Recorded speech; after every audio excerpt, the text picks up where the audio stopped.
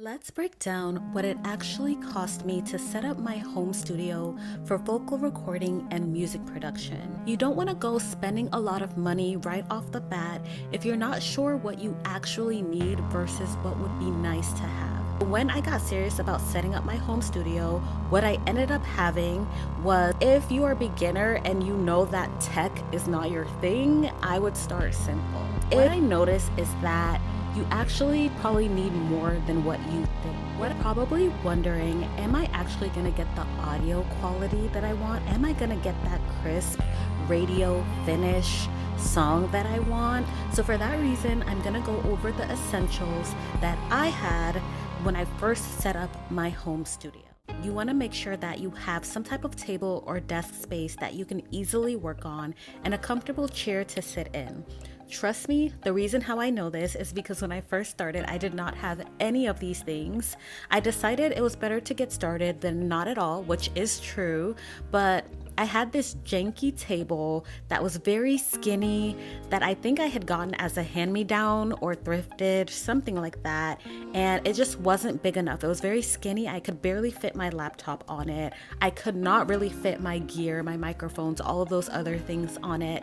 Things kept falling off, wires kept getting tripped, and on top of that, I had this uncomfortable small stool. Yes, these things allowed me to get started, but what I realized is that they distracted me from the work I was actually trying to do. So when I got serious about setting up my home studio, what I ended up having was I took a vanity that I already had from IKEA, and I love this vanity because it's very long, so I can fit so many things on them, and it's wide, and just I don't have to worry about trying to juggle multiple wires and cords as much as I did before. The same thing goes for the desk chair. You'll want to invest in a good desk chair or just any type of comfortable seating, because again, you don't want to be worrying about your back, your legs. You don't want to be fidgeting more than what you have to.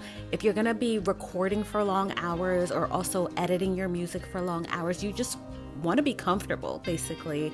So altogether, the cost of these two items, I believe it was about $160 for the vanity, and then it was about $100 for the desk chair, so $260. Again, you can go more affordable depending on your budget, but this is just what I felt like was the minimum comfort level for me to have an actual usable setup.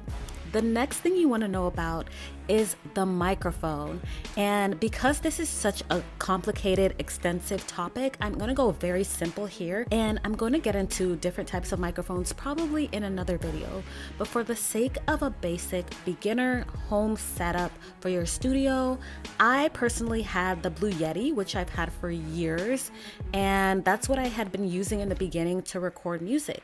Why I liked it is because it actually can be used for music podcasting, creating YouTube videos, which at the time I had started creating content as well as recording a cappella covers and all of those type of things. And the thing that's even better about it for a beginner is that it has a USB connection. So you can literally just plug it right into your laptop and start using it right away. I think this is so important because as I've learned more and as I've upgraded my setup, I realized that the more you have, the more you need, and you end up needing more wires, more connectors, everything. So if you want to save yourself some trouble, just so you can get started, I would go with a simple USB mic, and the Blue Yeti did just that for me.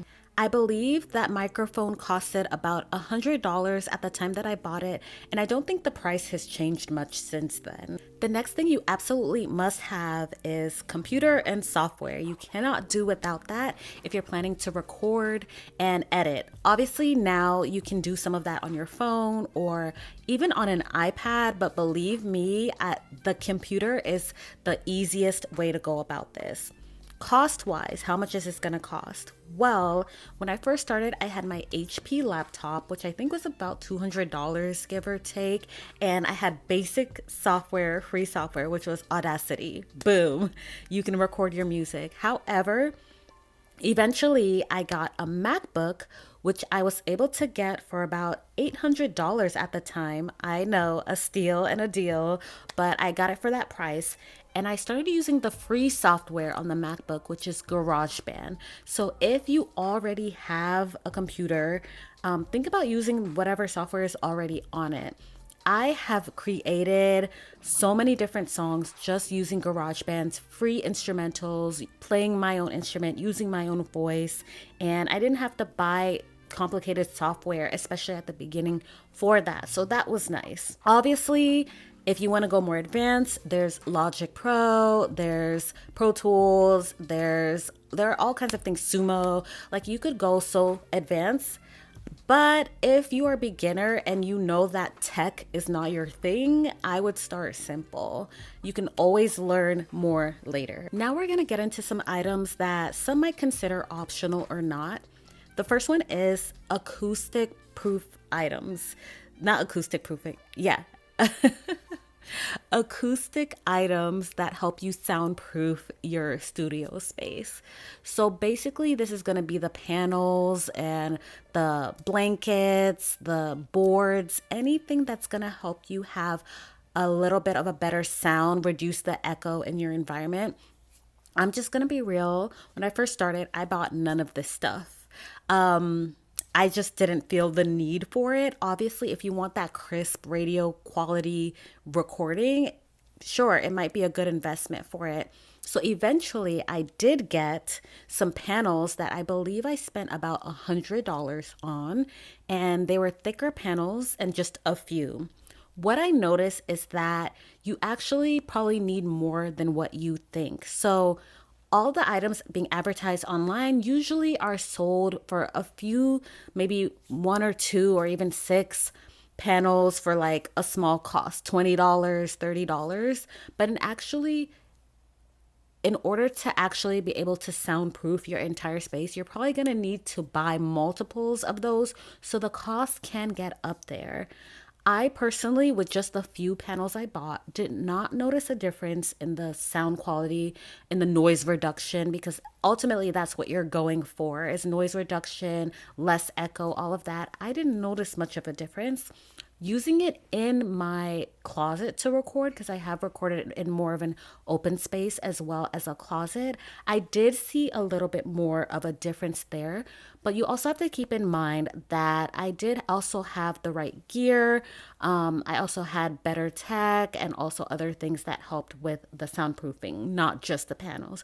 So you could really go either way with that one. I've heard it really does help, especially if you invest in actually getting the appropriate amount of panels or blankets. Last but not least, accessories. You want the little things that are going to help make your workflow so much easier. For example, I had a mouse and a keyboard, which I think I bought not necessarily for music production, just for my laptop, but it helps so much when you're editing and when you're doing things to be able to just type in those shortcuts and move the cursor around a little bit better. But I think it depends on who you are, but that did help me quite a bit.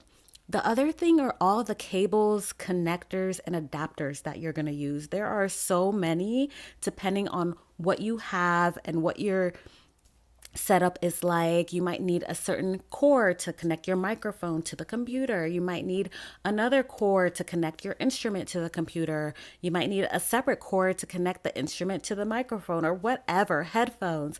There are so many different things that you need, and they're just all cost probably between $5 to $20, $30 each for this cord here, this cord there. So I would budget probably like $50 to $100 for those. Honestly, I accumulated them over time, so I'm not sure the exact cost of each one because I would just buy one here and one there. But they do help you. They are essential to just making the process flow a lot better.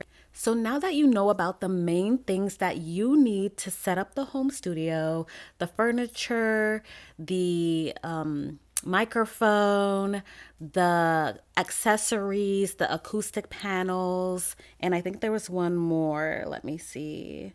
Oh, computer and software. Cannot forget that. You're probably wondering, am I actually going to get the audio quality that I want? Am I going to get that crisp radio finish song that I want? And the truth is that there is so much that goes into that is often not talked about. Each thing is talked about separately, but it really is a holistic thing if you want to get a good recording. So I'm going to be talking about that more in the next video. Be sure to subscribe to the channel if you do want to find out more about that, and comment below, what are your questions? What have you tried? Hope to hear from you, and see you on the next one.